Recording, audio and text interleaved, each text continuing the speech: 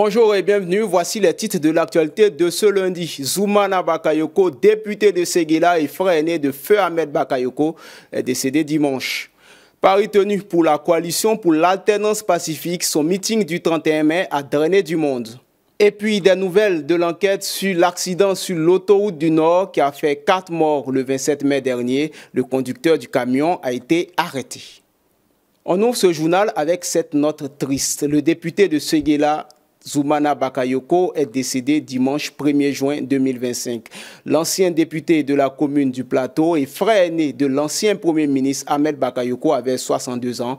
Zoumana Bakayoko laisse le souvenir d'un homme engagé tant sur le plan politique que communautaire, notamment pour son implication dans le développement de la jeunesse ivoirienne. La coalition pour l'alternance pacifique CAPSI a tenu son premier grand rassemblement ce samedi 31 mai à la place Figayo. Une forte mobilisation et des propos forts ont marqué cette manifestation. Plus de précisions avec Samson Oula.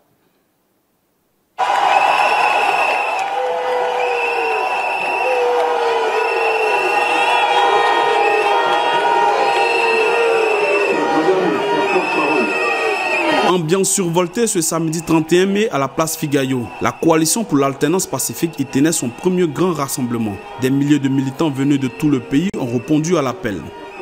Durant près de 2h30, les leaders des 24 partis membres de la coalition ont enchaîné les prises de parole, réclamant un dialogue politique ouvert, des élections inclusives et transparentes et une révision de la liste électorale. Notre rassemblement d'aujourd'hui est en même temps une interpellation.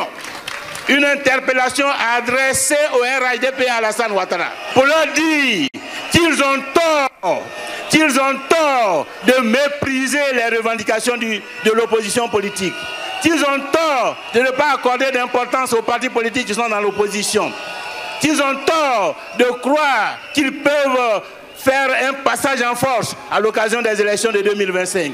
Parce que nous sommes là, debout, mobilisés pour empêcher ce passage en force.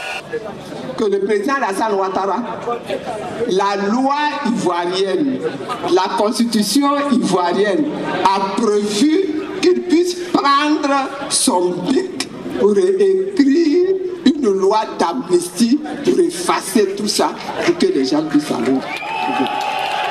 Pour le fasse, ça nous permettra de faire baisser la tension dans le pays.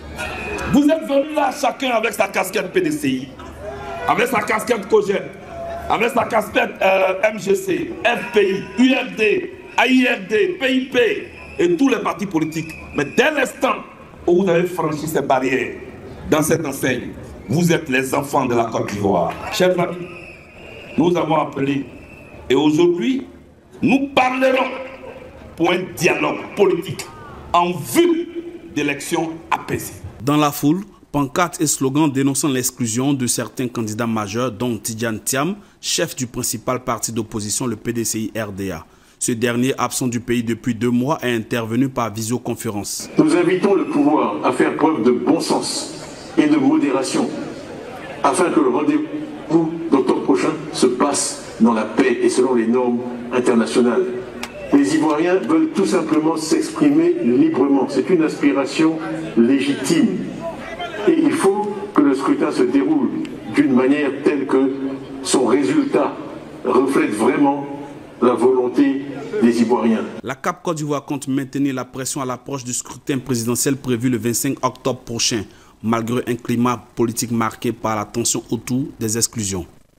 On en sait un peu plus sur l'accident sur l'autoroute du Nord au niveau de Yopougon qui a fait 4 morts et 20 blessés le 27 mai dernier. Le ministère des Transports a apporté plusieurs précisions importantes sur le déroulement des faits.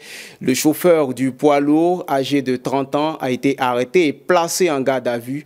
Son permis de conduire était en règle et le test d'alcoolémie s'est révélé négatif, écartant ainsi l'hypothèse d'une conduite sous influence. Le camion transportait du manganèse en partance pour le port autonome d'Abidjan. Et contrairement à certaines rumeurs relayées sur les réseaux sociaux, le véhicule transportait aucun dispositif de gaz butane selon les premiers constats techniques.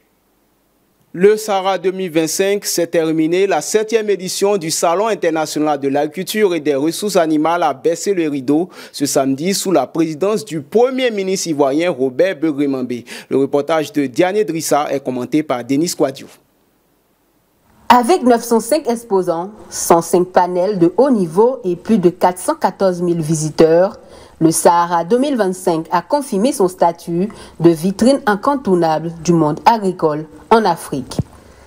Les signatures de contrats ont atteint 406 milliards de francs CFA, un chiffre en légère hausse par rapport à l'édition précédente.